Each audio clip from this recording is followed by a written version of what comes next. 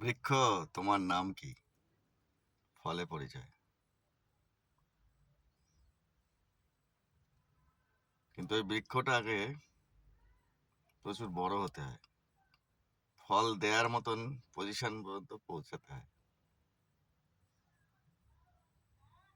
তার আগে তো সে ফল দিতে পারে না। বৃক্ষ, তোমার নাম কি? ফলে পরিচয়।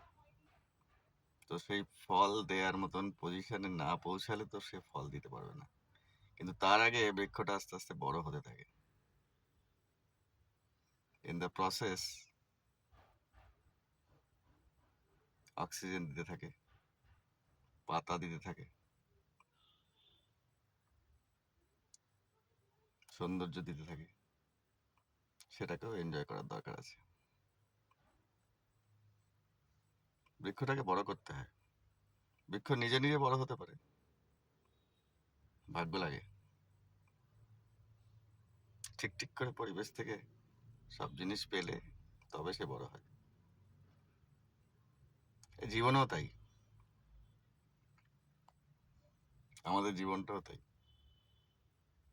পার্সোনাল কাজে আস্তে আস্তে জীবনটা বড় হতে থাকে, কাজে লাগার মতন হতে থাকে।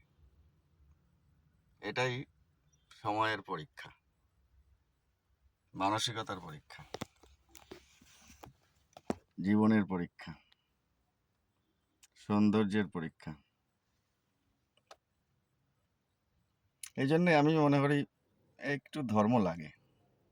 একদম নাস্তিক হয়ে গেলে কারোর সঙ্গে কিছু নেই, এ জন্মে পূর্বজন্মে কি করেছি জানি না, আবার কিছু বাজে কাজ করে ফেলবো, তার দায়িত্ব নেব না, হবে না তো।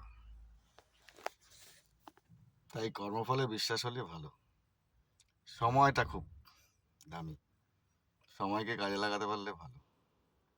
এই জন্যেই কাজ করা আর কি, যতটুকু ভালো করা যায়।